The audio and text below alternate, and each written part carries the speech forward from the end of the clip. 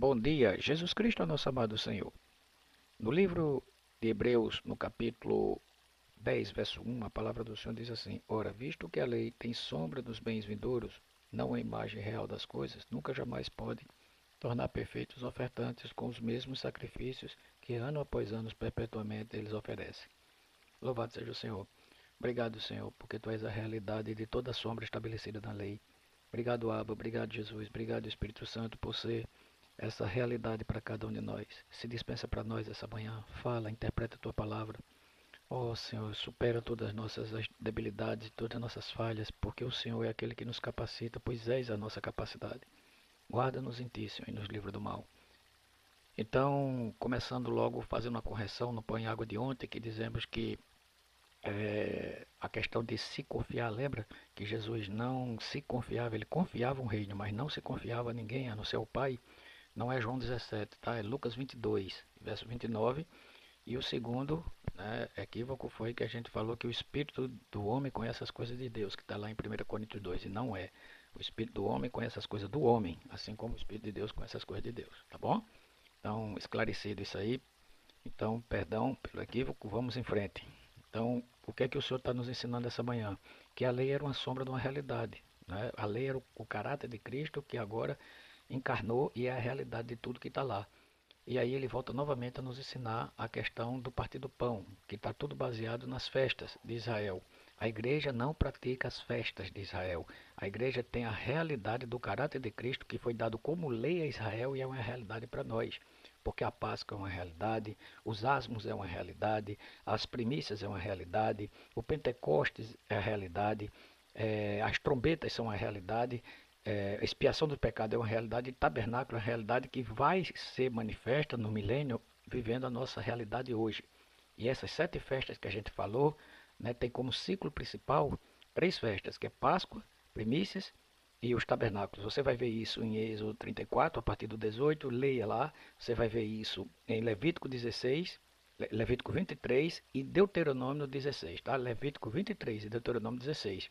E aí Paulo, ele tem no coração, no espírito dele, as festas gravadas no nos seus escritos, como uma manifestação de uma pessoa, e não da festa em si, percebe? Como é que a gente pode ver isso? Observe que ele começa dizendo que o partir do pão não é como muitos fazem, né? 15 dias, 30 dias, uma vez por mês, de 15 em 15 dias, melhor dizendo, uma vez por ano, né? Porque a gente não encontra base, pelo menos eu não. Se você tiver, você por favor me ajude e me diga. Mas a Bíblia nos diz que é todo primeiro dia da semana, tá certo? Tanto que as primícias, se você for ver lá nesses livros que eu lhe falei, começa no domingo e termina no domingo. O Senhor ressuscitou no primeiro dia da semana. E Paulo, em Atos 20, verso 7, ele estava em Troade e diz que no primeiro dia da semana, tá vendo aí? Estando nós reunidos com um fim, qual era a finalidade no primeiro dia da semana? De partir o pão. Paulo, que devia seguir viagem no dia imediato, exortava e prolongou o discurso até meia-noite. Então, começa logo o princípio. E como Paulo vai dizer nas suas cartas, tá certo? A questão de nunca estabelecer, primeiro ponto, leis que venham contra nós mesmos. Lembra? Nunca jamais, que a gente viu agora em Hebreus 10, nunca jamais pode tornar perfeitos os sacrifícios, né? Esse nunca jamais, só quem pode pronunciar isso é o Espírito Santo. Nós temos mania de pronunciar isso para sentir um suborno de consciência e ter paz naquilo que não é o Senhor. Faz alguma coisa errada, a partir de hoje não faço mais isso, não vou fazer mais isso, amanhã vou para não sei onde. E Paulo nas suas cartas, né, em 13 cartas, ele fala mais de 200 vezes, segundo escritos, segundo estudos, né, no Senhor, com a glória de Deus, com a graça de Deus. Efésios 1:14, Efésios 1, ele fala 14 vezes no Senhor, nele, isso para não estabelecer leis contra nós, que é Nomos, 1 Coríntios 15, que a aguilhão da morte é o pecado e a força do pecado é a lei. Tudo aquilo que a gente estabelece, dizendo nunca jamais, para se sentir bem em si mesmo, se volta contra nós. Lembra lá de Pedro? Pode todos te negarem, menos eu. O que foi que aconteceu? Foi exposto por uma criada e não pela lança romana. Então, voltando aqui para o ciclo das festas, que é uma realidade, mais uma vez, não interprete mal, né? Não é a igreja praticar as festas, é a igreja praticar o Cristo que estabeleceu as festas, que é Ele mesmo como princípio para nós. E a gente vai mostrar que Paulo tinha isso no seu coração. Se você for comigo em 1 Coríntios, capítulo 7, diz assim, e 8, lançai fora o velho fermento, para que sejais nova massa, como sois de fato sem fermento. Pois também Cristo, nosso Cordeiro Pascal, olha a festa da Páscoa, foi imolado, tá certo? Por isso celebremos a festa, tá tá certo? Que é uma pessoa, veja que não são as festas. As festas lá, as 7 festas, se resumem agora numa realidade que é um. Celebremos a festa, o Cristo, não com o velho fermento, nem com o fermento da maldade, e sim, e da malícia, e sim com os asmos da sinceridade e da verdade. Está aqui a festa asmos.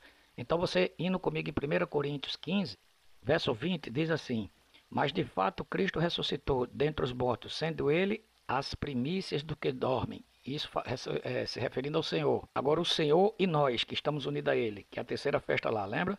Cada um, porém, por sua própria ordem. Cristo as primícias, depois os que são de Cristo na sua vinda. Verso 23 do mesmo capítulo.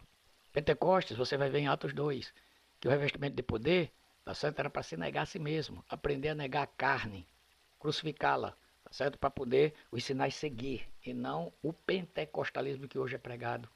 Né? Mas é um revestimento de poder para poder crucificar a carne.